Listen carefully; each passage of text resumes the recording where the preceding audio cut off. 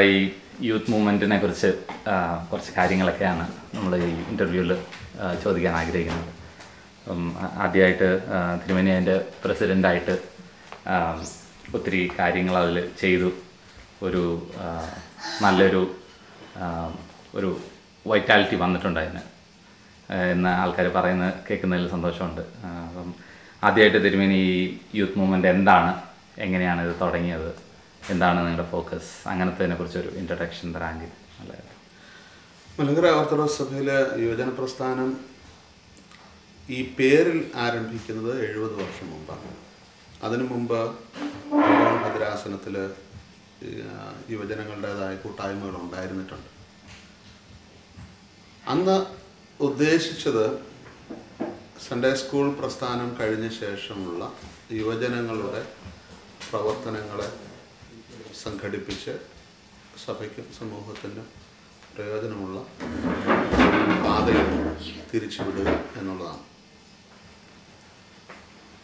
അത് സഭയിലെ പ്രമുഖരായ ശ്രേഷ്ഠരായ പല പിതാക്കന്മാരുടെയും നേതൃത്വത്തിൽ ഇതുവരെ നടന്നിട്ടുണ്ട്. കാലഘട്ടത്തിൻ്റെ ഒരു പ്രത്യേകത എന്നുള്ള നിലയിൽ അതിലുണ്ടായിരുന്ന ഒരു പരിമിതി, അത് പുരുഷന്മാരെ മാത്രമേ ഉൾക്കൊണ്ടിരുന്നുള്ളൂ എന്നുള്ളതാണ്. അത് പരിഹരിക്കാനുള്ള ഒരു ശ്രമം ഈ അടുത്ത കാലത്ത് നടക്കുകയും പരിശുദ്ധ സുന്നോദോസ് അതിനുവേണ്ടി സമർപ്പിച്ച ഒരു നിർദ്ദേശം സ്വീകരിച്ച് ഭരണഘടനയിൽ ഒരു ഭേദഗതി വരുത്തുകയും ചെയ്തു. ഈ 70 വർഷക്കാലത്തെ ചരിത്രത്തിൽ ഉണ്ടായ മാറ്റങ്ങളിൽ നിർണായകമായ ഒരു മാറ്റമായിട്ടാണ് അതിനെ കാണുന്നത്.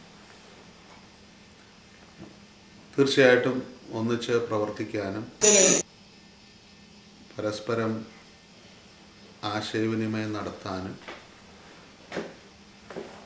സഭയിലെ യുവതി യുവാക്കൾക്ക് സാധിക്കണം എന്നുള്ളൊരു ലക്ഷ്യമാണ് അതിൻ്റെ പിന്നിലുള്ളത്. അതുപോലെ തന്നെ ഇതിൻ്റെ പ്രവർത്തനത്തിൽ വരുത്താൻ ശ്രമിച്ച ഒരു വ്യത്യാസം, ഒരു സാമൂഹിക പ്രതിബദ്ധതയുടെ കാഴ്ചപ്പാട് സൃഷ്ടിക്കാനായിട്ടൊരു ശ്രമം നടന്നിട്ടുണ്ട്. അത് വാസ്തവത്തിൽ എനിക്ക് തോന്നുന്നത് അഭിയന്യ ഗീവർഗീസ് മാർ ഓസ്താത്യോസ് തിരുമേനയുടെ ചുമതലയിൽ ഇരുന്ന കാലത്തെ ഉള്ളതാണ്. അതിനെ ഒന്ന് കൂടെ സജീവമാക്കാൻ ശ്രമിച്ചിട്ടുണ്ട് എന്ന് മാത്രമാണ്. അദ്ദേഹത്തെ പോലെ ഈ മേഖലയിൽ പ്രവർത്തിച്ചിട്ടുള്ള മറ്റൊരാൾ സഭയിൽ ഉണ്ടാകുമോ എന്ന് എനിക്ക് സംശയമാണ്. അപ്പം അദ്ദേഹത്തിൻ്റെ ആ കാലടികളെ തുടരാനുള്ളൊരു ശ്രമമേ നടന്നിട്ടുള്ളൂ. പിന്നെ ഇന്നത്തെ ഏറ്റവും വലിയ വെല്ലുവിളിയെ ഒന്ന് അഭിമുഖീകരിക്കാൻ ഈ പ്രസ്ഥാനത്തിനെ സജ്ജമാക്കുക എന്നുള്ളൊരു വിഷയമുണ്ട്. ഇന്നത്തെ ഏറ്റവും വലിയ വെല്ലുവിളി എന്ന് പറയുന്നത് മനുഷ്യരെ അവർ തന്നെ അറിയാത്ത വിധത്തിൽ ഒരു അടിമത്വത്തിൻ്റെ ശൈലിയിലേക്ക് കൊണ്ടുപോകാനുള്ള ഒരു രാഷ്ട്രീയ സാമൂഹിക അന്തരീക്ഷം എവിടെയൊക്കെയോ എങ്ങനെയൊക്കെയോ സൃഷ്ടിക്കപ്പെടുന്നുണ്ട്. അത് ഏറ്റവും കൂടുതൽ ദോഷമായി ബാധിക്കുന്ന യുവജനങ്ങളെയാണ്. വിദ്യാഭ്യാസത്തിൻ്റെയും തൊഴിലിൻ്റെയും മേഖലയിലാണ് ഇത് ഏറ്റവും കൂടുതൽ വരുന്നത്. അതേക്കുറിച്ച് യുവാക്കളെ ബോധവാന്മാരാക്കുക, ബോധയുവതികളാക്കുക എന്നുള്ളത് ഈ പ്രസ്ഥാനത്തിൻ്റെ ഒരു ലക്ഷ്യമാണ്. അത് കാലാകാലങ്ങളിൽ ചുമതലയിലിരുന്ന പിതാക്കന്മാർ ചെയ്യാൻ ശ്രമിച്ചിട്ടുള്ളതാണ്. ഈ കാലത്ത് കുറച്ചുകൂടെ സജീവമാക്കാൻ ശ്രമിച്ചിട്ടുണ്ട് എന്ന് മാത്രം. ഇതിൻ്റെ പ്രവർത്തനത്തെ കുറെ കൂടെ വിപുലീകരിക്കാനുള്ള, അതുപോലെ കുറെ കൂടെ ജനകീയമാക്കാനുള്ള ഒരു ശ്രമവും ഈ അടുത്ത കാലത്ത് നടന്നിട്ടുണ്ട്. അത് 2 തലത്തിലാണ് നടന്നിട്ടുള്ളത്. ഒന്ന്,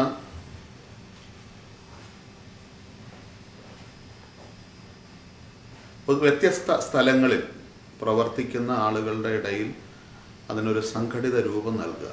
ഉദാഹരണത്തിന് ഗൾഫിൽ പ്രവർത്തിക്കുന്ന ആളുകൾ തീർച്ചയായിട്ടും യുവജന പ്രസ്ഥാനത്തിൻ്റെ യൂണിറ്റുകളുണ്ട്.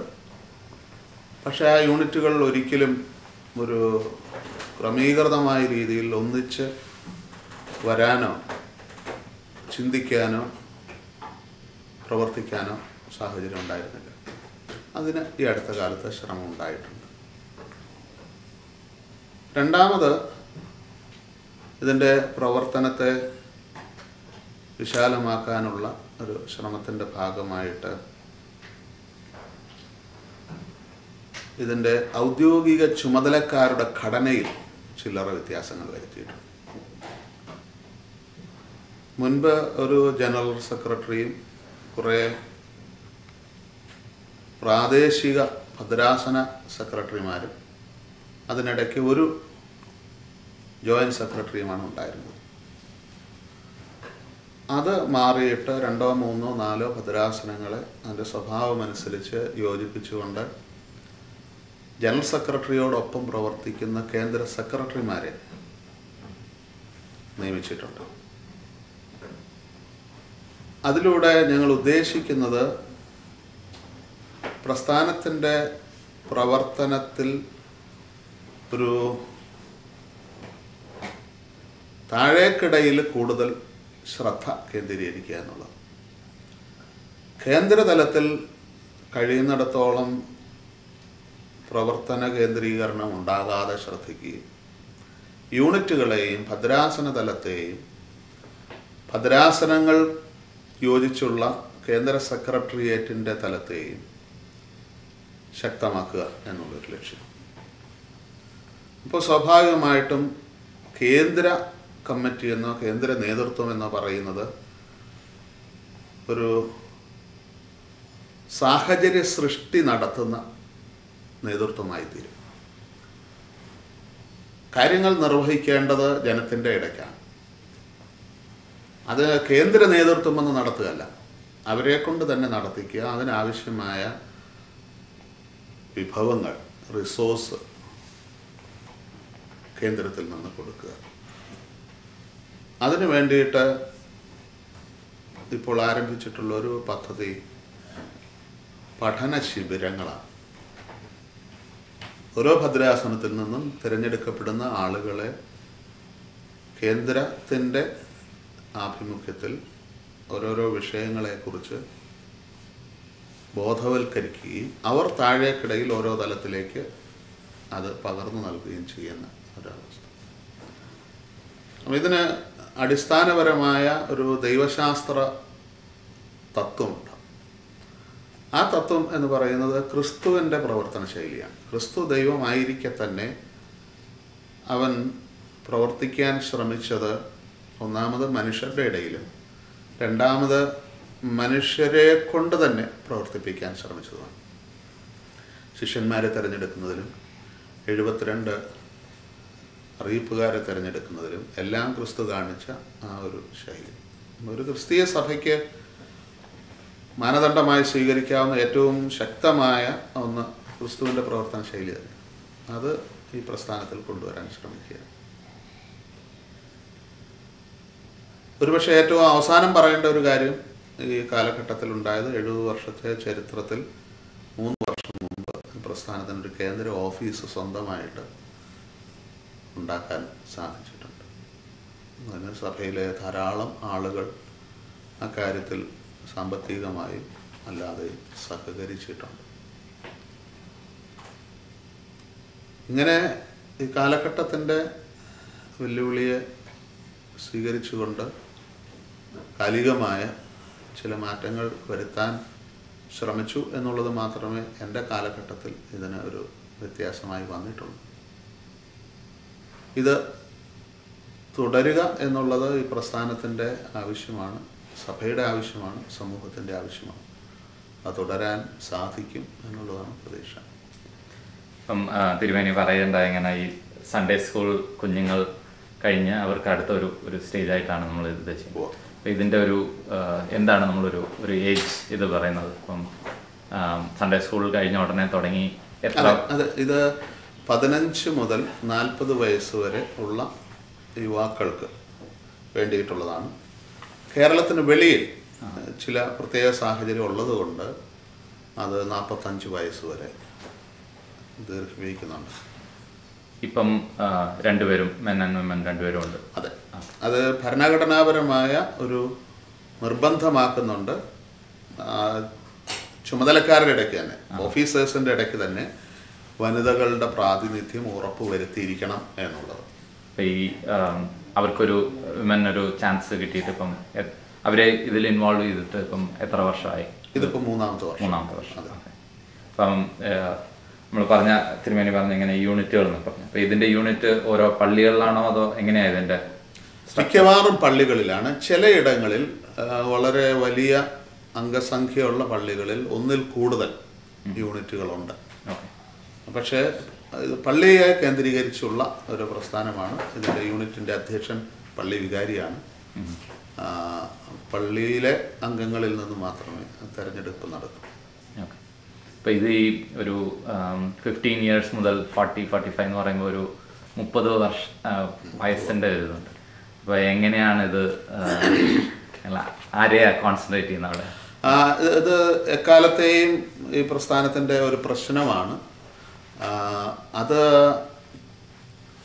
ആഭ്യന്തരമായ പ്രവർത്തനത്തിൽ ശ്രദ്ധിക്കേണ്ട ഒരു കാര്യമാണ്.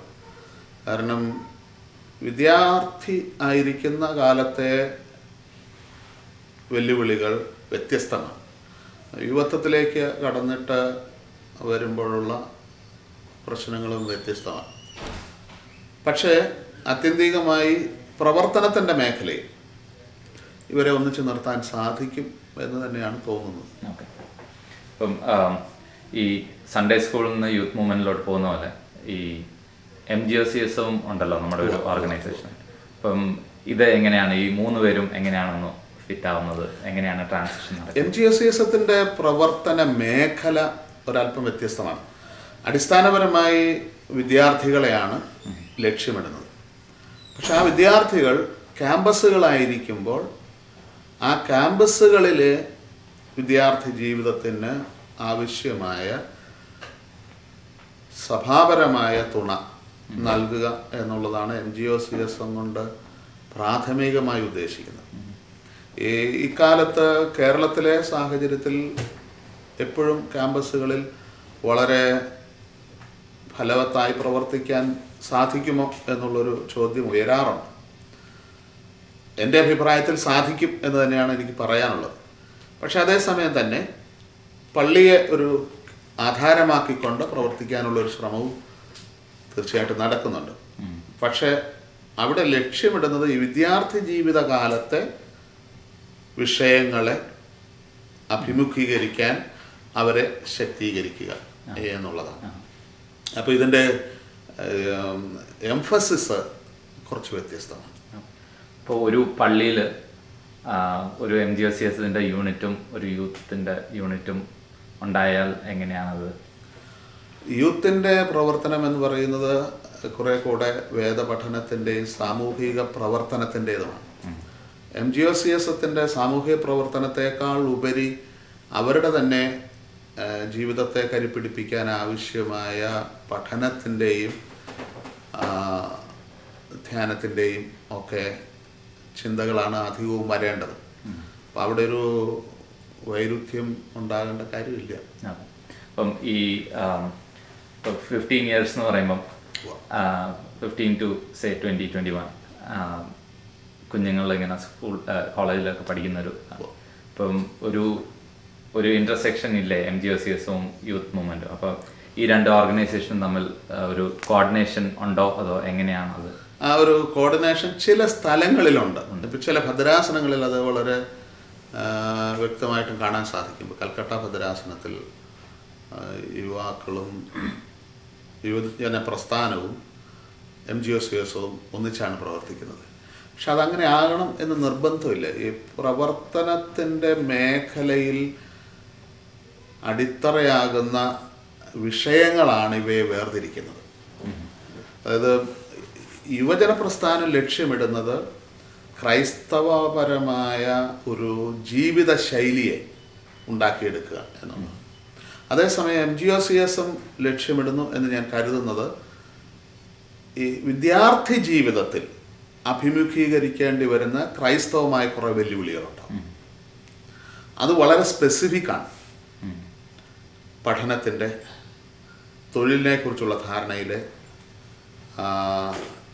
ഈ യുവത്വത്തിലേക്ക് മാറുമ്പോഴുണ്ടാകുന്ന വൈകാരികമായ വിഷയങ്ങളുടെ ഒക്കെ, പിന്നെ ഈ പഠനകാലത്ത് തന്നെ മാനസികമായി ഉണ്ടാകുന്ന ഒത്തിരി ചോദ്യങ്ങൾ, ഒത്തിരി പ്രതിസന്ധികൾ, ഇതൊക്കെ ഉണ്ടാകും.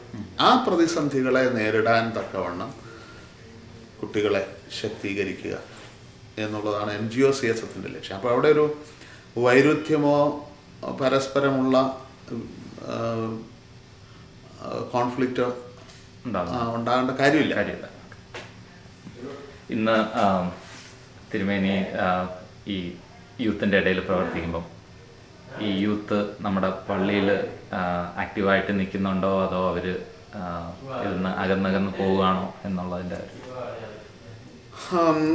കുറേ വെല്ലുവിളികളുള്ള ഒരു മേഖലയാണത്. കാരണം ഇന്ന് ലോകത്തിലെ പുതിയ പ്രവണതകളെല്ലാം ലക്ഷ്യമിടുന്നത് യുവാക്കളെയാണ്.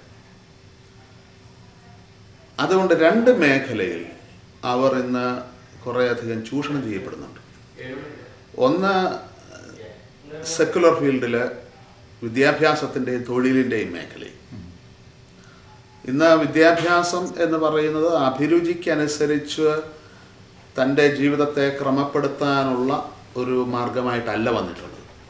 എന്തെങ്കിലും തൊഴിൽ തേടി അതുകൊണ്ട് ജീവിക്കാൻ വേണ്ടിയിട്ടുള്ള ഒന്ന്, അതൊരു കാര്യം. അതോടൊപ്പം തന്നെ വന്നിട്ട് വിദ്യാഭ്യാസ മേഖലയിൽ വന്നിട്ടുള്ള ഒരു വ്യതിയാനം എന്ന് പറയുന്നത് അതൊരു സ്റ്റാറ്റസിൻ്റെ ഭാവവും കൂടെ ഉൾക്കൊണ്ടിട്ടുണ്ട്. അത് വെച്ചുകൊണ്ട് ഒരു പ്രത്യേക ലൈനിലേക്ക് ഈ യുവാക്കളെ വിദ്യാഭ്യാസപരമായി കൊണ്ടുവരാൻ ഒരു ശ്രമമുണ്ട്. രണ്ടാമത് ആത്മീയ മേഖലയിലും യുവാക്കൾ ഇന്ന് ഒത്തിരി ചൂഷണം ചെയ്യപ്പെടുന്നുണ്ട്. ഇത് ജീവിതം കൂടുതൽ തിരക്കുള്ളതും സംഘർഷപൂരിതവുമാകുമ്പോൾ അതിനൊരാശ്വാസം എന്ന ഭാവത്തിൽ ചില ആത്മീയ പ്രസ്ഥാനങ്ങൾ എന്ന് സ്വയം വിശേഷിപ്പിക്കുന്ന പ്രസ്ഥാനങ്ങൾ രംഗത്ത് വരികയും യുവാക്കളുടെ സാമ്പത്തികവും വൈകാരികവുമായ മേഖലയിൽ ഒത്തിരി ചൂഷണം നടത്തുകയും ചെയ്യുന്നുണ്ട്. ഇത് രണ്ടും ഇന്ന് പരമ്പരാഗതമായ സഭാവിഭാഗങ്ങളിലെ യുവജന പ്രസ്ഥാനങ്ങൾക്ക് വലിയൊരു വെല്ലുവിളിയായി തീർന്നിട്ടുണ്ട്. അതുകൊണ്ട് ഇടവക തലത്തിൽ ഒത്തിരി യുവാക്കൾ ഒരു പക്ഷേ ഇതിൽ ബന്ധപ്പെടാതെ നിൽക്കേണ്ടി വരുന്നുണ്ട്. ഒന്നുകിൽ വിദ്യാഭ്യാസം കൊണ്ട്, അല്ലെങ്കിൽ ഈ വിധത്തിലുള്ള ചെറിയ ആത്മീയം എന്ന് പറയപ്പെടുന്ന പ്രസ്ഥാനങ്ങളുടെ അതിപ്രസരം കൊണ്ട്. അത് യുവജന പ്രസ്ഥാനത്തിനൊരു വെല്ലുവിളിയാണ്. അപ്പോൾ അതിനെ ഓവർകം ചെയ്യാനായിട്ട് നമ്മുടെ ചർച്ച എന്താണ് ചെയ്യുന്നത്? അതിനെ ഓവർകം ചെയ്യുക എന്നുള്ളത് തീർച്ചയായിട്ടും ആവശ്യമുള്ളൊരു കാര്യമാണ്. ഒന്നാമത് വിദ്യാഭ്യാസം എന്ന് പറയുന്നതിനെ കുറിച്ചുള്ള കാഴ്ചപ്പാടിൽ മുതിർന്ന തലമുറയ്ക്ക് ഒരു ബോധവൽക്കരണം ലഭിക്കേണ്ടതുണ്ട്. അത് പ്രസംഗങ്ങളിലൂടെയും ലേഖനങ്ങളിലൂടെയും നടത്തേണ്ട ഒരു കാര്യമാണ്. രണ്ടാമത് ഇന്ന് ഈ ആളുകളെ ആകർഷിക്കുന്ന ആത്മീയ പ്രസ്ഥാനങ്ങളിലെ പരിമിതികളെക്കുറിച്ചും പോരായ്മകളെക്കുറിച്ചും യുവാക്കളെ തന്നെ ബോധ്യപ്പെടുത്തേണ്ടതുണ്ട്. സ്ഥായിയായ ഒരു ആരോഗ്യകരമായ ആത്മീയത വളർത്തിയെടുക്കാൻ ഈ പ്രസ്ഥാനങ്ങൾ സഹായിക്കുന്നില്ല. അതുകൊണ്ട് ദീർഘവീക്ഷണത്തിൽ നോക്കിയാൽ ഈ പ്രസ്ഥാനങ്ങൾ ഇവരെ സഹായിക്കുകയല്ല എന്നുള്ളത് ഇവർക്ക് മനസ്സിലാക്കി കൊടുക്കാൻ സഭ ശ്രമിക്കേണ്ടതുണ്ട്. ഇപ്പം നമ്മൾ ഇതുവരെ ചെയ്ത കാര്യങ്ങൾ വെച്ചുകൊണ്ട് ഇപ്പം യൂത്തിനോട് ചോദിക്കുക, നിങ്ങൾ ഈ ചർച്ച ചെയ്ത കാര്യങ്ങൾ വെച്ചുകൊണ്ട് നിങ്ങൾ എത്ര ഹാപ്പിയാണ്? ഒരു 1 to 10 സ്കെയിലിൽ ചോദിച്ചു കഴിഞ്ഞാൽ യൂത്തിൻ്റെ ആൻസർ എന്തായിരിക്കും? അതങ്ങനെ ഒരു കൃത്യമായൊരു സംഖ്യ പറഞ്ഞ് സഭയും യുവജന പ്രസ്ഥാനവും തമ്മിൽ ഒരു കോൺഫ്ലിക്റ്റ് ഉണ്ടാകേണ്ട കാര്യമില്ല. തീർച്ചയായിട്ടും സഭ എന്ന് പറയുന്നത് എല്ലാത്തിനെയും ഉൾക്കൊള്ളാൻ ശ്രമിക്കുന്ന ഒരു സമൂഹമാണ്. ആ സമൂഹത്തിൻ്റെ ഒരു ഭാഗമാണ് യുവജന പ്രസ്ഥാനം എന്ന് പറയുന്നത്. അപ്പോൾ സഭയിലുണ്ടാകുന്ന എല്ലാ നല്ല പ്രവണതകളുടെയും അല്ലെങ്കിൽ യുവജന പ്രസ്ഥാനത്തിന് നൽകേണ്ട പിന്തുണയുടെയും ഒരു ഭാഗം യുവജന പ്രസ്ഥാനം തന്നെ ഏറ്റെടുക്കേണ്ടതുണ്ട്. അപ്പോൾ സ്വയം ശാക്തീകരണത്തിൻ്റെ ഒരു മേഖലയും കൂടെ യുവജന പ്രസ്ഥാനത്തിനുണ്ട്. തീർച്ചയായിട്ടും ഈ സഭയുടെ പൊതുവായ മേഖല ശ്രദ്ധിച്ചാൽ ഏറ്റവും കുറഞ്ഞത് ഭരണത്തിൻ്റെ മേഖലയിലെങ്കിലും ഈ യുവജന പ്രസ്ഥാനം പലപ്പോഴും വേണ്ടത്ര പരിഗണിക്കപ്പെടാറില്ല. അതിന് ഒരു കാരണം യുവജന പ്രസ്ഥാനം തന്നെയാണ്. യുവജന പ്രസ്ഥാനം കുറേ ചോദ്യങ്ങൾ ഉന്നയിക്കുകയും ആരോപണങ്ങൾ ഉന്നയിക്കുകയും ചെയ്യുന്ന ഒരു പ്രസ്ഥാനം മാത്രമാണ് എന്നൊരു ധാരണ ഇടവക പള്ളികളിലെങ്കിലും തീർച്ചയായിട്ടും അതിൻ്റെ പ്രവർത്തകർക്കുണ്ടാകാറുണ്ട്. അതിന് കാരണം യുവജന പ്രസ്ഥാനത്തിൻ്റെ പ്രവർത്തനത്തെ മറ്റ് മേഖലകളിലേക്ക് തിരിച്ചുവിടാൻ സാധിച്ചില്ല എന്നുള്ളതാണ്. അതിനുള്ളൊരു പരിശ്രമമാണിപ്പോൾ നടത്തുന്നത്. അപ്പോൾ അതുകൊണ്ട് ഈ ഒരു കോൺഫ്ലിക്റ്റ് കഴിയുന്നിടത്തോളം കുറയ്ക്കാൻ ശ്രമിക്കുന്നതാണ്. അതേസമയം തന്നെ സഭയിലെ മുതിർന്ന തലമുറ കൂടുതൽ യുവാക്കളെ ഇടവകയുടെ പ്രവർത്തനത്തിൽ ഔദ്യോഗിക തലത്തിൽ ബോധപൂർവം ഉൾപ്പെടുത്താൻ ഒരു ശ്രമം നടത്തേണ്ടതുണ്ട് എന്നുള്ള ഒരു ധാരണ ചിന്ത ഇപ്പോഴും ഞങ്ങൾക്കുണ്ട്. ഇപ്പം ഈ നമ്മൾ യൂത്തിൻ്റെ അടുത്ത് ചോദിച്ചിട്ടുണ്ടോ നിങ്ങൾക്ക് ആവശ്യമുള്ള എന്താണ് ടോപ്പ് 5 കാര്യങ്ങൾ ഞങ്ങൾ ചെയ്യേണ്ടതെന്നുള്ള അങ്ങനെ ഒരു രീതിയിൽ നമ്മളൊരു ഇൻറ്ററാക്ഷൻ അവരോട് നടത്തിയിട്ടുണ്ടോ? യുവജന പ്രസ്ഥാനത്തിൻ്റെ ഈ വാർഷിക കോൺഫറൻസുകളിൽ, ഭദ്രാസന കോൺഫറൻസുകളിൽ ഈ ചോദ്യങ്ങൾ ഉന്നയിക്കാറുണ്ട്. എന്തെല്ലാം കാര്യങ്ങളാണ് യുവജന പ്രസ്ഥാനത്തിൻ്റെ വളർച്ചയ്ക്ക് ആവശ്യമായി സഭയുടെ തലത്തിൽ നിന്ന് ലഭ്യമാകേണ്ടത്? അത്തരം കാര്യങ്ങളെക്കുറിച്ച് ആശയവിനിമയം നടത്താറുണ്ട്. അവർ പറയുന്നതിൽ എന്താണ് ഒരു ടോപ്പ് 5 പറയുന്നതിൽ വരുന്ന ഒരു പ്രധാന വിഷയം സഭയുടെ സ്ഥാപനങ്ങളിലെ തൊഴിലവസരങ്ങളിൽ, അതുപോലെ വിദ്യാഭ്യാസത്തിന് കിട്ടേണ്ട സൗകര്യങ്ങളിൽ യുവജന പ്രസ്ഥാന പ്രവർത്തകർക്ക് യുക്തമായൊരു പരിഗണന ലഭിക്കണം എന്നുള്ളൊരു നിർദ്ദേശമാണ് പലപ്പോഴും വരുന്നത്. അത് ഒരു സാമ്പത്തിക മേഖലയിലെ അല്ലെങ്കിൽ വിദ്യാഭ്യാസ മേഖലയിലെ വിഷയം മാത്രമാണ്. ഇവർ തന്നെ ഉന്നയിച്ചിരുന്ന ഒരു വിഷയമാണ് ഈ വനിതകളും കൂടെ ഇതിൻ്റെ ഭാഗമാകുക എന്നുള്ളത്. അതെന്തായാലും നടപ്പായിട്ടുണ്ട്. അതുപോലെ തന്നെ ഇവർ ഉന്നയിക്കുന്ന ഒരു വിഷയമാണ് സഭയുടെ വിഭവ വിതരണത്തിൽ യുവജന പ്രസ്ഥാനത്തിൻ്റെ പ്രവർത്തനത്തിന് കൂടുതൽ വിഭവം ലഭിക്കേണ്ടതുണ്ട്, ബഡ്ജറ്റ് അതെ ലഭിക്കേണ്ടതുണ്ട് എന്നുള്ളത്. അത് പൂർണ്ണമായിട്ട് സാക്ഷാത്കരിക്കാൻ ഇതുവരെ സാധിച്ചിട്ടില്ല. ഇപ്പം യൂത്ത് മൂവ്മെന്റിന്റെ പ്രവർത്തനങ്ങൾക്കുള്ള റിസോഴ്സ് നമ്മൾ എവിടുന്ന കണ്ടുപിടിക്കുന്ന? അധികവും വരുന്നത് സഹൃദയരായ വിശ്വാസികളുടെ സ്വാഭാവിക സംഭാവനകളിൽ നിന്നാണ്. അത് കൂടാതെ 2-3 പ്രോജക്ട്സ് ഞങ്ങൾ നടപ്പാക്കാൻ ശ്രമിച്ചിട്ടുണ്ട്. അതിലൊന്ന് ഒരുപക്ഷെ മുൻപ് പറയേണ്ടിയിരുന്ന ഒരു പ്രോഗ്രാമാണ് വചനാത്മഘോഷം എന്ന രീതിയിൽ ഞങ്ങളൊരു പ്രോജക്റ്റ് 2 വർഷം മുമ്പ് ആരംഭിച്ചു.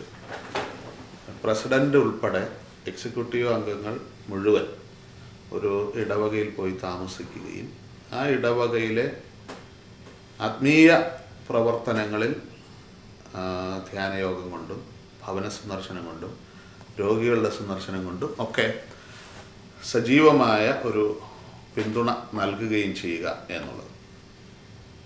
അങ്ങനെ നൽകുമ്പോൾ തീർച്ചയായിട്ടും ഇടവകയിലെ സഹൃദയരായ വിശ്വാസികൾ സാമ്പത്തികമായിട്ട് ഈ പ്രസ്ഥാനത്തെ സഹായിച്ചിട്ടുണ്ട്.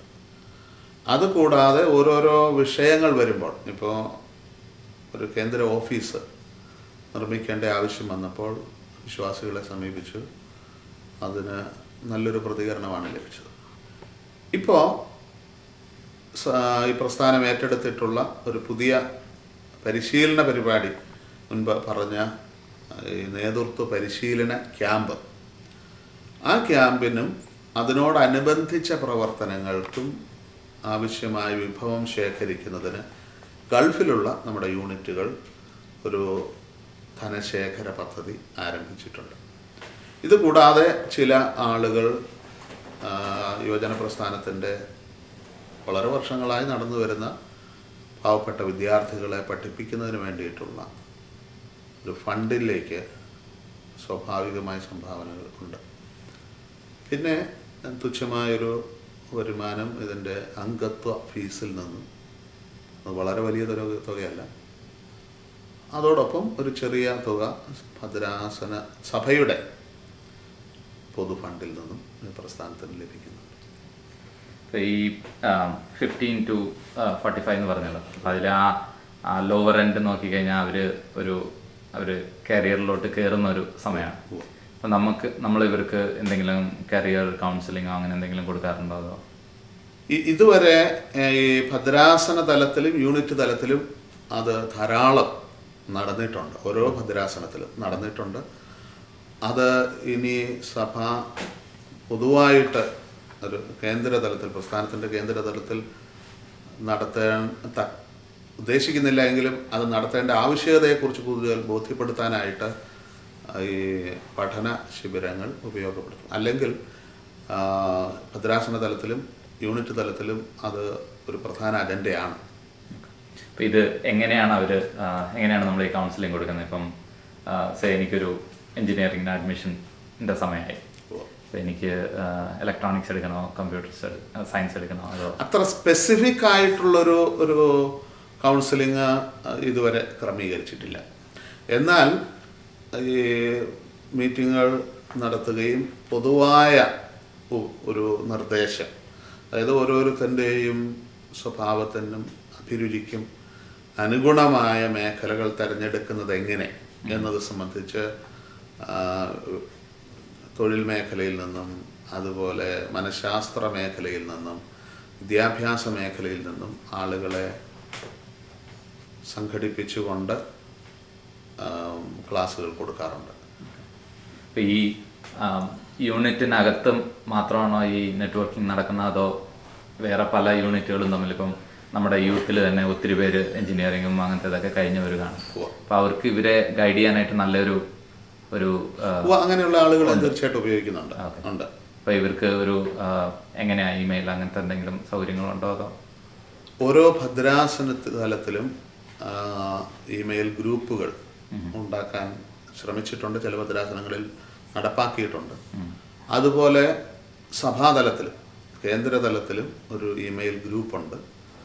അതിലൂടെ അന്യോന്യം ആശയവിനിമയം നടത്താനും ഇത്തരം സൗകര്യങ്ങളെ ക്രമീകരിക്കാനും ആവശ്യമെങ്കിൽ ഉപദേശങ്ങൾ കൊടുക്കാനുമുള്ള ഒരു ക്രമീകരണമുണ്ട്. പരിമിതമായ രീതിയിലാണ് ഇപ്പോൾ അത് നടക്കുന്നത്. ഇപ്പോഴും അംഗങ്ങൾ അതിനെ കൂടുതൽ ഗൗരവമായിട്ട് എടുത്തിട്ടുണ്ടോ എന്നുള്ളത് സംശയമാണ്. അതിന് ഒരു കാരണം, ഇപ്പോഴും സഭ എന്ന് പറയുന്നത് പലപ്പോഴും മനുഷ്യ ജീവിതത്തിൽ ഇത്തരം കാര്യങ്ങളെ സംബന്ധിച്ചിടത്തോളം വളരെ ഗൗരവമായ ഒരു സ്വാധീനമുള്ളതായി അംഗീകരിക്കാൻ നമ്മുടെ ആളുകളും തയ്യാറായിട്ടില്ല. വിദ്യാഭ്യാസത്തെ സംബന്ധിച്ചൊരു പ്രശ്നമുണ്ടായെങ്കിൽ പുറത്തെവിടെയെങ്കിലും സ്കൂളിലോ കോളേജിലോ ഉള്ള ഒരു വിദ്യാഭ്യാസ വിദഗ്ധനെ സമീപിക്കുക എന്നല്ലാതെ സഭയോടൊരു ചോദ്യം ചോദിക്കുക എന്നുള്ളത് ഇതുവരെയും ആയിട്ടില്ല. ഒരുപക്ഷെ അതും കൂടെ വളർത്തിയെടുക്കേണ്ടതുണ്ട്. ഈ ഗ്രൂപ്പിൻ്റെ പേരെന്താണ്? എങ്ങനെയാണ് അതിൽ യൂത്തിന് ജോയിൻ ചെയ്യാൻ പറ്റുന്നത്? കേന്ദ്ര തലത്തിൽ ഉള്ളതിന് മലങ്കര _OCYM യാഹൂ ഗ്രൂപ്പാണ്. അതിൽ ധാരാളം അംഗങ്ങൾ പേര് ചേർന്നിട്ടുണ്ട്. അതിൽ തൊഴിൽപരമായ ചില വിഷയങ്ങളെ സംബന്ധിച്ച് അറിയിപ്പുകൾ വന്നിട്ടുണ്ട്, ചില ആളുകൾ പ്രയോജനപ്പെടുത്തിയിട്ടുണ്ട്. അതുപോലെ പ്രധാനമായിട്ടും അതുകൊണ്ട് ഉദ്ദേശിക്കുന്ന വേറൊരു കാര്യം, ഓരോ യൂണിറ്റിലും നടക്കുന്ന പ്രധാന സംഭവങ്ങൾ മറ്റുള്ള യൂണിറ്റുകളെ അല്ലെങ്കിൽ വ്യക്തികളെ, അംഗങ്ങളെ അറിയിക്കാൻ ശ്രമിക്കുക എന്നുള്ളതാണ്. അതെ, നമ്മുടെ ഈ ഏജ് ഗ്രൂപ്പിനെ തന്നെ എടുത്തു കഴിഞ്ഞാൽ ഒരു മിഡിലുള്ള ഒരു ലെയർ എന്ന് പറയുന്നത് അവർ കുറെ കൂടി ഒരു കല്യാണമൊക്കെ കഴിക്കാനായിട്ടുള്ള, അപ്പോൾ അവർക്ക് വേണ്ടി നമ്മൾ ഇതുപോലെ ഇങ്ങനെ മാരേജ് കൗൺസിലിംഗ് അങ്ങനത്തെ എന്തെങ്കിലുമൊക്കെ ഉണ്ടോ?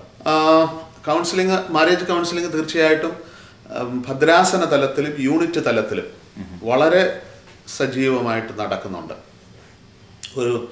എനിക്ക് തോന്നുന്നു എല്ലാ ഭദ്രാസന കമ്മിറ്റികളും ഇതൊരു പ്രധാന വിഷയമായി ഏറ്റെടുത്ത് നടപ്പാക്കുന്നുണ്ട്. തീർച്ചയായിട്ടും. ഇപ്പോൾ ഈ തിരുമേനി പറഞ്ഞു, ഇങ്ങനെ യൂണിറ്റുകൾ കുറെ കൂടി കാര്യങ്ങൾ പ്രവർത്തിക്കുന്ന പോലെയാണ് ഒരു ഹെഡിലിരിക്കുന്ന ഒരു ഓർഗനൈസേഷൻ അല്ല ഈ നടത്തുന്നത്. അപ്പോൾ ഇവർ തമ്മിൽ എങ്ങനെയാണ് ഈ കോർഡിനേഷൻ നടക്കുന്നത്? ഈ യൂണിറ്റും ഈ സെൻട്രൽ ഓഫീസും? യൂണിറ്റുകളെല്ലാം കേന്ദ്രത്തിൽ രജിസ്റ്റർ ചെയ്യുന്ന യൂണിറ്റുകളാണ്. അവയെ ഭദ്രാസനത്തിൻ്റെ പരിധിയിൽ ഒരു സെക്രട്ടറിയും വൈസ് പ്രസിഡൻറ്റും ഒന്നിച്ചു നിർത്തുന്നുണ്ട്. അവരെല്ലാം കേന്ദ്ര സമിതിയിലെ അംഗങ്ങളാണ്. ഭദ്രാസന തലത്തിലെ ഭാരവാഹികളെല്ലാം കേന്ദ്ര സമിതിയിലെ അംഗങ്ങളാണ്. അതുകൂടാതെ ഇപ്പോൾ പുതുതായിട്ട് ആവിഷ്കരിച്ചിട്ടുള്ള കേന്ദ്ര സെക്രട്ടറിമാർ എന്ന് പറയുന്നവർ 2-3 ഭദ്രാസനങ്ങളെ സംഘടിപ്പിച്ചുകൊണ്ടുള്ള ഒരു കമ്മിറ്റിയുടെ ചുമതലക്കാരനാണ്. ആ കേന്ദ്ര സെക്രട്ടറിയാണ് കേന്ദ്രത്തിലെ പ്രോജക്ട്സുകൾ ഓരോന്നോരോന്ന് ഏറ്റെടുത്ത് നടത്തുന്നത്. അപ്പോൾ സ്വാഭാവികമായിട്ടും അവരത് നടത്തുന്നത് ഈ താഴേക്കിടയിലുള്ള ജനങ്ങളുടെ അല്ലെങ്കിൽ അംഗങ്ങളുടെ ആവശ്യങ്ങളെ മനസ്സിലാക്കിക്കൊണ്ടാണ്. അപ്പോൾ ഈ യൂത്ത് എന്ന് പറയുമ്പം ലോകത്തിൻ്റെ പല ഭാഗങ്ങളിലായിട്ട് കിടക്കണം. അപ്പോൾ ഈ കേരളത്തിലുള്ള യൂത്തിന് ഫേസ് ചെയ്യുന്ന ചാലഞ്ചസ് ആയിരിക്കില്ലല്ലോ വെളിയിലുള്ള. അപ്പോൾ അതെങ്ങനെയാണ് നമ്മളൊരു ഒരു സ്ട്രാറ്റജി അല്ലെ ഒരു പ്ലാൻ ഉണ്ടാക്കുമ്പോൾ എങ്ങനെയാണ് ഇവർ എല്ലാവരെയും ഉൾക്കൊള്ളിച്ചുകൊണ്ടിരുന്നത്? അത് കേന്ദ്രതലത്തിൽ ഒരു നിർദ്ദിഷ്ടമായ പദ്ധതി എല്ലാവർക്കും ബാധകമായ രീതിയിൽ ആവിഷ്കരിക്കാൻ ശ്രമിക്കാറില്ല. ഇപ്പോൾ ഡൽഹി ഭദ്രാസനത്തിലെ യുവജന പ്രസ്ഥാനം വളരെ കാര്യക്ഷമമായി നടക്കുന്നൊരു യുവജന പ്രസ്ഥാനമാണ്. അവിടെ അവരുടേതായ വെല്ലുവിളികളെ നേരിടത്തക്ക വിധത്തിലുള്ള പ്രവർത്തന പദ്ധതികൾ അവരാവിഷ്കരിക്കുന്നുണ്ട്. അതിനാവശ്യമായ പിന്തുണ കേന്ദ്രത്തിൽ നിന്ന് കൊടുക്കുക എന്നുള്ളത് നടക്കാൻ സാധിക്കുകയുള്ളൂ. അവരെ കേന്ദ്രത്തിൽ കൊണ്ടുവന്ന് പഠിപ്പിക്കുക എന്നുള്ളതിനേക്കാൾ കൂടുതൽ കേന്ദ്രത്തിൽ നിന്ന് ഓരോ വർഷവും നടക്കുന്ന കോൺഫറൻസുകളിൽ നേതൃത്വം പോയി പങ്കെടുക്കുകയും ആ നേതൃത്വം ഈ കോൺഫറൻസുകളുടെ പഠന മേഖലയിലെ പ്രധാന ചുമതലകൾ ഉത്തരവാദിത്തങ്ങൾ ഏറ്റെടുക്കുകയും ചെയ്യുന്ന ഒരു ശൈലിയാണുള്ളത്. ഇത് തന്നെയാണ് ഓരോ ഭദ്രാസനത്തിലും. കേരളത്തിൽ അത് കുറച്ചുകൂടെ എളുപ്പമാണ്. പക്ഷേ കേരളത്തിന് വെളിയിൽ അത് കുറച്ചുകൂടെ ഭദ്രാസന തലത്തിൽ നടത്തുകയും എന്നാൽ കേന്ദ്രത്തിൽ നിന്ന് ആവശ്യമായ റിസോഴ്സ് പേഴ്സൺ നൽകിക്കൊണ്ട് അതിൽ പങ്കാളിയാകുകയും ചെയ്യുന്നു. അപ്പം ഈ OCYM ഇങ്ങനെ സ്പെഷ്യലായിട്ട് അച്ഛന്മാരോ ക്ലർജിയോ അങ്ങനത്തെ ആരെങ്കിലും ഒക്കെ ഉണ്ടോ? അതോ OCYM ഒരു full time paid general secretary ഉണ്ട്. അദ്ദേഹമാണ് ഇതിൻ്റെ ഭരണപരമായ പ്രവർത്തനപരമായ കാര്യങ്ങൾ സംഘടിപ്പിക്കുന്നത്. അതോടൊപ്പം ഞാൻ മുമ്പ് പറഞ്ഞ കേന്ദ്ര സെക്രട്ടറിമാരുണ്ട്. ഓരോ മേഖലയിലും പ്രവർത്തിക്കുന്നവരുണ്ട്. അതുകൂടാതെ ഭദ്രാസനങ്ങളെ പ്രതിനിധീകരിക്കുന്നുണ്ട്. ഇപ്പോൾ കലാ കായിക മേഖലയ്ക്ക് വേണ്ടി മാത്രം ഒരു കേന്ദ്ര സെക്രട്ടറി ഉണ്ട്. അപ്പോൾ അദ്ദേഹമായിരിക്കും ഈ ഭദ്രാസനങ്ങളിലെ അല്ലെങ്കിൽ യൂണിറ്റുകളിലെ എല്ലാം ഇത്തരം കാര്യങ്ങൾക്ക് ആവശ്യമായ നിർദ്ദേശങ്ങളും ഉപദേശങ്ങളും നൽകുന്നത്. അതുപോലെ തന്നെ പബ്ലിക്കേഷൻസിനെ സംബന്ധിച്ചിടത്തോളം ഒരു കേന്ദ്ര സെക്രട്ടറി ഉണ്ട്. അങ്ങനെ ഓരോ മേഖലയിലും ഈ കേന്ദ്ര സെക്രട്ടറിമാർ ഇതിന് ആവശ്യമായ നിർദ്ദേശം കൊടുക്കുന്നുണ്ട്. ഈ പബ്ലിക്കേഷൻ്റെ ഇത് പറഞ്ഞപ്പം OCYM എന്തെങ്കിലും പബ്ലിക്കേഷൻസ് ഉണ്ടോ? അതോ OCYM ഒരു കേന്ദ്ര പബ്ലിക്കേഷൻ ഉണ്ട്, മാസിക ഓർത്തഡോക്സ് യുവജനം എന്ന് പറയുന്ന മാസിക. കുറേ വർഷങ്ങളായി മുടങ്ങിക്കിടന്നതാണ്. ഇപ്പോൾ ഒരു 3 വർഷമായിട്ട് അത് ക്രമമായിട്ട് പ്രസിദ്ധീകരിക്കുന്നുണ്ട്. അതിനൊരു ഓൺലൈൻ വേർഷനോ അങ്ങനെ എന്തെങ്കിലും ഉണ്ടോ? ഓൺലൈൻ വേർഷൻ ഇതുവരെ ആയിട്ടില്ല. ഇല്ല. പ്ലാൻ ചെയ്യുന്നുണ്ടോ? ഉണ്ട്, തീർച്ചയായിട്ടും. ഇടയ്ക്ക് ഞങ്ങൾ തുടങ്ങിയതാണ്. അത് ചില സാങ്കേതിക കാരണങ്ങളാൽ നിന്നുപോയി. ഇത് മലയാളത്തിലാണോ ഇംഗ്ലീഷിലാണോ? ഇപ്പോൾ പ്രസിദ്ധീകരിക്കുന്ന മലയാളത്തിലാണ്. ഇംഗ്ലീഷിലുള്ള ലേഖനങ്ങളും അതിനകത്ത് വരാറുണ്ട്. അപ്പം ഈ നമ്മുടെ യൂത്തിൻ്റെ ഇടയിൽ ഒരു വോളണ്ടിയർ സ്പിരിറ്റ് ഉണ്ടാക്കിയെടുക്കാൻ യൂത്ത് മൂവ്മെൻ്റ് എന്താണ് ചെയ്യുന്നത്? ഇത് പൊതുവെ ഒരു ദുഃഖകരമായ ഒരു വിഷയം, സഭയ്ക്ക് പൊതുവെ ഇല്ലാത്തൊരു വിഷയമാണ്. അതുകൊണ്ട് കുറച്ചൊരു ഇക്കാര്യത്തിൽ പിന്നോക്കാവസ്ഥയാണ് യുവജന പ്രസ്ഥാനത്തിലും. എന്നാൽ ചില നിർദ്ദിഷ്ടമായ വിഷയങ്ങൾ വരുമ്പോൾ യുവജനങ്ങൾ അതുമായിട്ട് വളരെ പെട്ടെന്ന് പ്രതികരിക്കുന്ന ഒരു അവസ്ഥയുണ്ട്. ഇപ്പോൾ ഒരു വളരെ നല്ലൊരു ഉദാഹരണം പറഞ്ഞാൽ സുനാമി 3 വർഷം മുമ്പ് വരുമ്പോൾ അത് ഏറ്റവും കൂടുതൽ ബാധിച്ചത് കായംകുളം കൊല്ലം ബെൽറ്റിലാണ്.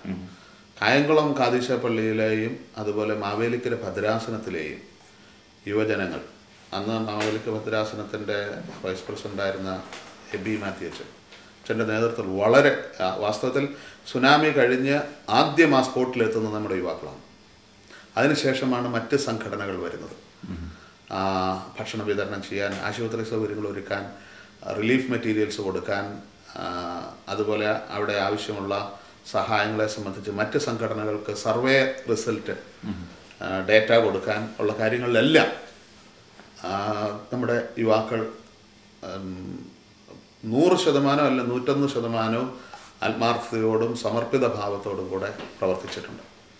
അതുപോലെ തന്നെ ഇപ്പോൾ കേരളത്തെ ബാധിച്ചിട്ടുള്ള ചിക്കുൻഗുനിയ, ആ കാര്യത്തിൽ ശുചീകരണത്തിൻ്റെ കാര്യത്തിലായാലും അല്ലെങ്കിൽ രോഗികളുടെ ശുശ്രൂഷ കാര്യത്തിലായാലും യുവജന പ്രസ്ഥാനം ഒരു പൊതുവായ ആഹ്വാനം ജനറൽ സെക്രട്ടറി നൽകുകയും അതിൻ്റെ അടിസ്ഥാനത്തിൽ ഭദ്രാസന തലത്തിൽ വളരെ സജീവമായ പ്രവർത്തനം നടത്തുകയും ചെയ്തിട്ടുണ്ട്. ഒരു കാലത്ത് ഈ മത തീവ്രതയും മതവൈരാഗ്യവും കേരളത്തെ വളരെയധികം ബുദ്ധിമുട്ടിച്ചൊരു സന്ദർഭമുണ്ട്. അത്തരം സന്ദർഭങ്ങളിൽ നിരണ ഭദ്രാസനത്തിൻ്റെ, കോട്ടയം ഭദ്രാസനത്തിൻ്റെ പോലെയുള്ള പ്രവർത്തകർ, ഉദാഹരണം പറഞ്ഞെന്ന് മാത്രമേ ഉള്ളൂ, മറ്റ് ഭദ്രാസനങ്ങളും അതിൽ പങ്കാളികളായിട്ടുണ്ട്. വളരെ സമർത്ഥമായ നേതൃത്വം ആ കാര്യത്തിൽ നൽകിയിട്ടുണ്ട്. ഈ അടുത്ത കാലത്ത് ഒരു അതിജീവന യാത്ര എന്ന് പറഞ്ഞ് നിരണ ഭദ്രാസനം ഏറ്റെടുത്തൊരു ബോധവൽക്കരണ യാത്രയിൽ ആയിരക്കണക്കിന് ആളുകൾ വളരെ ഉത്സാഹത്തോടെ, അതിന് ക്രിസോസ്റ്റമോസ് തിരുമേനി നേതൃത്വം കൊടുക്കുന്നു. ഇത്തരം കാര്യങ്ങളിൽ യുവാക്കൾ ഒരിക്കലും പിന്നിലല്ല. മലബാർ ഭദ്രാസനത്തിൽ വളരെ സജീവമായിട്ട് ഈ കാര്യങ്ങൾ നടക്കുന്നുണ്ട്. ഇപ്പം ഈ സുനാമി അതുപോലത്തെ ഓരോ ആവശ്യങ്ങൾ വരുമ്പം യൂത്ത് മുന്നിലോട്ട് വരുന്നുണ്ട്. ഇപ്പം യൂത്ത് ചോദിക്കുക, ഞങ്ങൾക്ക് ഇൻവോൾവ് ആവാൻ പറ്റിയ എന്ത് കാര്യങ്ങളുണ്ട്, ഒരു 5 കാര്യങ്ങൾ എന്തൊക്കെയായിരിക്കും എന്ന് ചോദിച്ചു കഴിഞ്ഞാൽ ഞങ്ങൾക്ക് വോളണ്ടിയേഴ്സ് ആവണം, എന്ത് ചെയ്യാൻ പറ്റും എന്ന് യൂത്ത് ചോദിച്ചാൽ എന്തായിരിക്കും? അത് യുവാക്കളോട് തന്നെ പറഞ്ഞിട്ടുള്ള ചില കാര്യങ്ങൾ പൊതുവായിട്ട് പ്രത്യേക സന്ദർഭം വരാതെ തന്നെ, ഇപ്പോൾ നമ്മുടെ ധാരാളം യുവാക്കൾ വിദ്യാഭ്യാസം നേടിയിട്ട് ഒരുപക്ഷെ ആവശ്യമായ തൊഴിൽ ലഭിക്കാതെ നിൽക്കുന്ന യുവാക്കൾ ധാരാളമുണ്ട്. അത്തരം യുവാക്കൾക്ക് ഈ ജീവിതം മടുപ്പാക്കി തീർക്കാതിരിക്കാൻ വേണ്ടിയിട്ടുള്ള ചില പദ്ധതികളുണ്ട്, വോളണ്ടറി ആയിട്ട് ചെയ്യാൻ പറ്റുന്നത്. ഒന്നാമത് ഈ ശനിയാഴ്ച ദിവസങ്ങളിലോ വല്ലതും, ഇപ്പോൾ ജോലിയുള്ളവരായാൽ പോലും യുവാക്കൾക്ക് ഈ സൗജന്യ ട്യൂഷൻ, വിദ്യാഭ്യാസം സാമ്പത്തികമായി ബുദ്ധിമുട്ടിൽ വരുന്ന കുട്ടികളെ സംബന്ധിച്ചിടത്തോളം സൗജന്യ ട്യൂഷൻ കൊടുക്കാൻ വേണ്ടിയിട്ട്. അതുപോലെ തന്നെ നമ്മുടെ ഇന്നത്തെ ഏറ്റവും വലിയ, കേരളത്തിൽ വന്നിട്ടുള്ള ഏറ്റവും വലിയൊരു പ്രതിസന്ധി എന്ന് പറയുന്നത് ധാരാളം വാർദ്ധക്യത്തിലെത്തിയവർ ഒറ്റപ്പെട്ട് ജീവിക്കേണ്ടി വരുന്ന ഒരവസ്ഥ വരും. അത്തരം സന്ദർഭങ്ങളിൽ യുവാക്കൾ അവരെ സന്ദർശിക്കുകയും ഒരു ദിവസത്തെ പത്രം വായിച്ചു കൊടുക്കുകയും കുറേ നേരം അവരുമായിട്ട് ആശയവിനിമയം നടത്താനോ അവരുടെ കഥകൾ കേൾക്കാൻ തയ്യാറാവുകയൊക്കെ ചെയ്യണമെന്ന് തുടർച്ചയായിട്ട് യുവാക്കളെ പ്രബോധിപ്പിക്കുന്ന ഒരു കാര്യമുണ്ട്. അതുപോലെ ഈ ഇന്ന് ഇപ്പോൾ വന്നിട്ടുള്ള ഒരു പകർച്ചവ്യാധിയുടെ പശ്ചാത്തലത്തിൽ കേരളം മൊത്തത്തിൽ ഏറ്റെടുക്കേണ്ട ഒരു പ്രവർത്തന ശൈലിയിൽ യുവാക്കൾക്ക് പങ്കാളികളാകാൻ സാധിക്കും. അതായത് നമുക്ക് വ്യക്തി ശുചീകരണത്തെക്കുറിച്ച് വളരെയധികം ബോധമുണ്ട്, എന്നാൽ ഒരു സാമൂഹിക ശുചീകരണത്തെക്കുറിച്ച് നമുക്ക് വലിയ ബോധമില്ല. ഇത് ജനങ്ങളിൽ ഉണ്ടാക്കേണ്ടതാണ്. നമ്മുടെ പറമ്പും തൊടിയും അടിച്ചു വാരി അടുത്തവൻ്റെ പറമ്പിലേക്ക് ഇടുന്ന ഒരു വളരെ തെറ്റായ പ്രവണത നമ്മുടെ ജീവിതത്തിലുണ്ട്. അതുകൊണ്ട് മാലിന്യങ്ങൾ കുമിഞ്ഞുകൂടുകയും ഇത്തരം പകർച്ചവ്യാധികൾ വർദ്ധിക്കുകയും ചെയ്യുന്ന ഒരവസ്ഥയുണ്ട്. ഇത്തരം കാര്യങ്ങളെക്കുറിച്ച് യുവാക്കൾ ചെറിയ ചെറിയ സംഘങ്ങളിൽ ബോധവൽക്കരണം നടത്തേണ്ടത് വളരെ ആവശ്യമാണ്. അപ്പോൾ ഞങ്ങൾ എന്ത് ചെയ്യണം എന്ന് ചോദിച്ചാൽ ഒരുപക്ഷെ ഇത് 3ാമത്തെ ഒരു നിർദ്ദേശമായിട്ട് കൊടുക്കാൻ സാധിക്കും. 4ാമത്തെ ഈ വർഷത്തെ പൊതുവായൊരു ചിന്താവിഷയമുണ്ട്, അതിജീവനത്തിൻ്റെ കാഴ്ചപ്പാടുകൾ എന്നാണ്. ആ ചിന്താവിഷയത്തിൽ ഉൾപ്പെട്ടിരിക്കുന്ന ചില നിർദ്ദേശങ്ങളുണ്ട്. ഒന്നാമത്, നമ്മളെ ഇന്ന് അടിമയാക്കാൻ ശ്രമിക്കുന്ന സ്വാതന്ത്ര്യത്തിൻ്റെ മുഖംമൂടി അണിഞ്ഞ കുറേ അധികം ശക്തികളുണ്ട്. ഇത് നിങ്ങൾക്ക് നല്ലതാണ്. പഴയ പ്രവണത തന്നെയാണ്. ഈ പാമ്പ് ഹൗവായോട് പറഞ്ഞ അതേ പ്രവണത തന്നെയാണ്. തിന്നാൻ കൊള്ളാം, പക്ഷെ കൊള്ളില്ല എന്നുള്ള യാഥാർത്ഥ്യം മറച്ചു വെച്ചുകൊണ്ട് കൊള്ളാം എന്ന് ബോധ്യപ്പെടുത്തി നല്ല സുന്ദരമായ പരസ്യവാചകത്തിലൂടെ ശ്രമിക്കുമ്പോൾ ഇതിനെ തിരിച്ചറിയാനുള്ള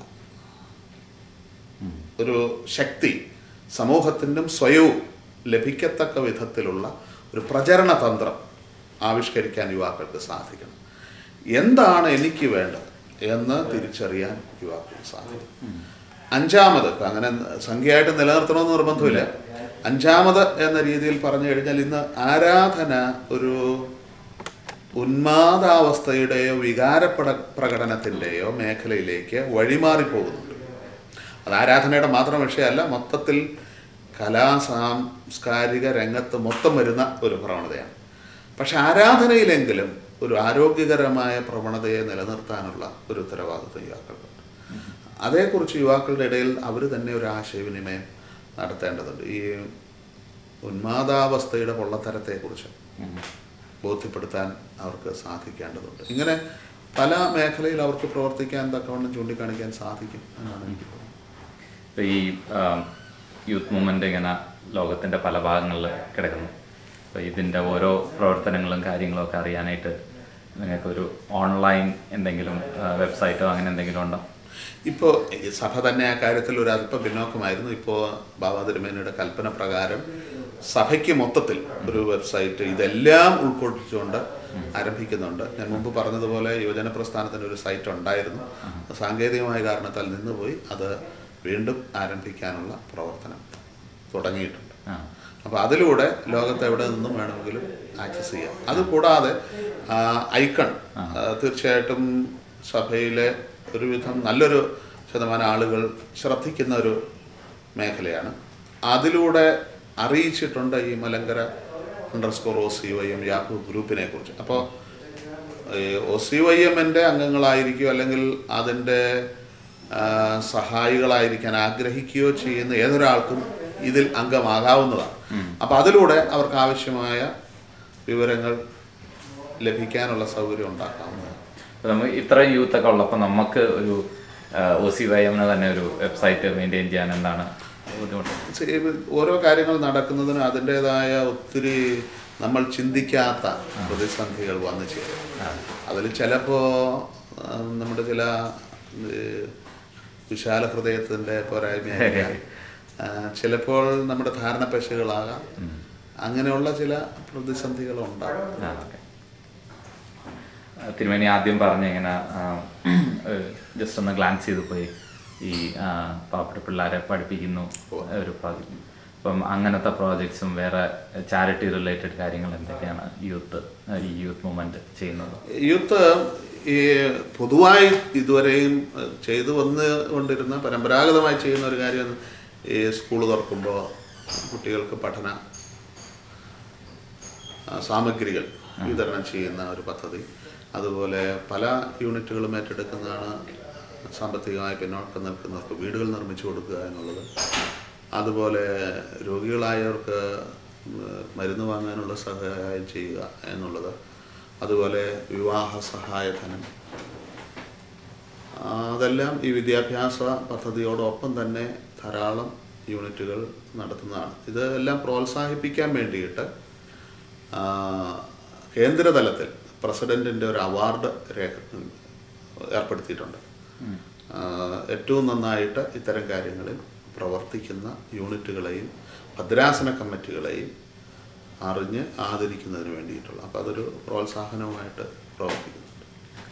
ഇപ്പോൾ ഈ ഓരോ പള്ളികളിലെ യൂണിറ്റ് എന്ന് പറയുമ്പം ആ ഡയസസിൻ്റെ ലീഡർഷിപ്പ് കാണും. അപ്പോൾ അതിൻ്റെ കൂടെ ഈ യൂത്ത് മൂവ്മെൻറ്റ് കാണും. ഇത് എങ്ങനെയാണ് ഈ ഡയസസും യൂത്ത് മൂവ്മെൻറ്റും തമ്മിലുള്ള ഒരു കോർഡിനേഷൻ?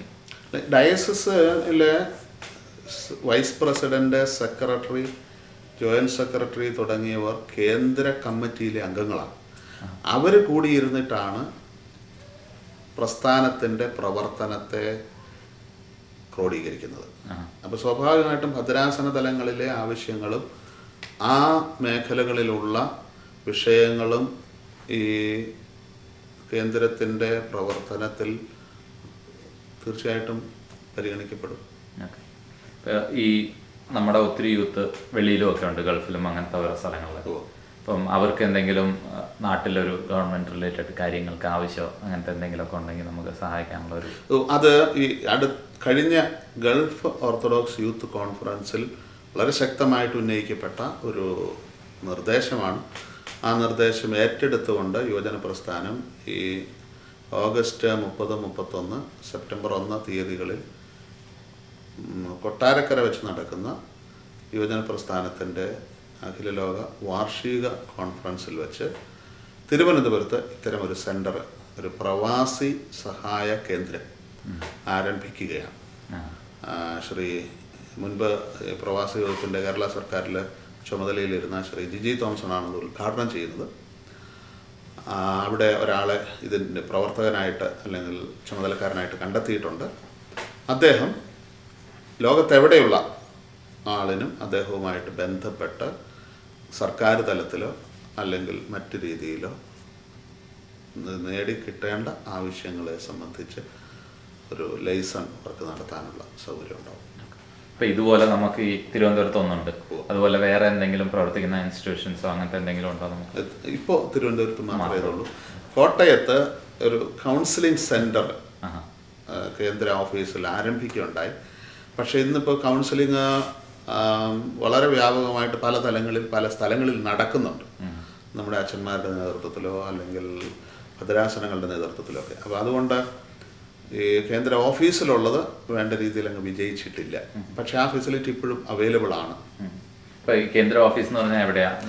നമ്മുടെ കോട്ടയത്തെ ഓർത്തഡോക്സ് വൈദിക സെമിനാരിയുടെ അടുത്ത് തന്നെ, ആ സെമിനാരിയിലേക്ക് പോകുന്ന റോഡിൻ്റെ ഓരത്ത് തന്നെയാണ്. തിരുമേനി ഒത്തിരി കാര്യങ്ങളൊക്കെ പറഞ്ഞു തന്നു, നല്ലൊരു അവയർനെസ് വന്നു. അവസാനത്തെ ഒരു ചോദ്യമായിട്ട്, എന്തായിരിക്കും തിരുമേനിയുടെ ഒരു വിഷൻ ഈ യൂത്ത് മൂവ്മെൻറ്റിൻ്റെ അടുത്തൊരു 5 to 10 years? എനിക്കൊന്ന് യുവജന പ്രസ്ഥാനം തീർച്ചയായിട്ടും ഏത് കാര്യത്തിൽ പറയുന്ന പോലെ യുവജനങ്ങൾ നാളത്തെ പൗരന്മാരാണ്. അപ്പോൾ തീർച്ചയായിട്ടും സഭയുടെ പ്രവർത്തനത്തിൽ നിർണായകമായ സ്വാധീനം, അതും യുവാക്കളാകുമ്പോൾ അതിനൊരു ചലനാത്മകതയുണ്ട്, തുറന്ന മനോഭാവം ഉണ്ടാവും. അപ്പോൾ അവരെ ഉൾപ്പെടുത്തിക്കൊണ്ട് സഭയുടെ പ്രവർത്തനങ്ങളെ കൂടുതൽ സജീവമാക്കുവാനുള്ള, ചടുലമാക്കുവാനുള്ള ഒരു മനോഭാവം സഭാ നേതൃത്വത്തിലും അതിനുള്ള ഒരുക്കം യുവാക്കളുടെ ഇടയിലും ഉണ്ടാവുക എന്നുള്ളത് വളരെ പ്രധാനപ്പെട്ട ഒരു കാര്യമാണ്. ഇന്ന് ഒത്തിരി വെല്ലുവിളികൾ ലോകം വിവിധ മേഖലകളിൽ നേരിടുന്നുണ്ട്. രാഷ്ട്രീയവും സാമൂഹികവും സാമ്പത്തികവും ഒക്കെയായ മേഖലകളിൽ ഒത്തിരി വെല്ലുവിളികൾ നേരിടേണ്ടി വരുന്നുണ്ട്. ആ വെല്ലുവിളികൾ നേരിടുന്ന മനുഷ്യരുടെ ഇടയിൽ മുൻപേ നടന്ന് മാർഗനിർദ്ദേശം കൊടുക്കേണ്ട ഒന്നാണ് സഭ എന്ന് പറയുന്നത്. അപ്പോൾ തീർച്ചയായിട്ടും സഭയുടെ ഉത്തരവാദിത്വം വളരെ വലുതാണ്. ആ ഉത്തരവാദിത്വം നിർവഹിക്കുന്നതിൽ സഭയെ സഹായിക്കേണ്ടത് ഏറ്റവും കൂടുതൽ യുവാക്കളാണ്. അതിനുള്ളൊരു സജ്ജീകൃതത്വം യുവത്വത്തിൽ ഉണ്ടാകണം. അതിനാവശ്യമായ പഠനപരവും മനനപരവും പ്രവർത്തനപരവുമായ കാര്യങ്ങൾ യുവജന പ്രസ്ഥാനത്തിൽ ഉണ്ടാകണം എന്നുള്ളതാണ് എൻ്റെ ആഗ്രഹം. ഇനി ഇത്രയും സമയം ഞങ്ങളിവിടെ സ്പെൻഡ് ചെയ്തതിൽ വളരെ സന്തോഷമുണ്ട്. തീർച്ചയായിട്ടും യുവജന പ്രസ്ഥാനത്തെ പൊതുജനങ്ങൾക്ക്, വിശ്വാസികൾക്ക് പരിചയപ്പെടുത്താൻ, ചില സംശയങ്ങൾ തീർക്കാൻ ഇത് ഉപകരിക്കും എന്നുള്ളതിൽ എനിക്കും സന്തോഷമുണ്ട്.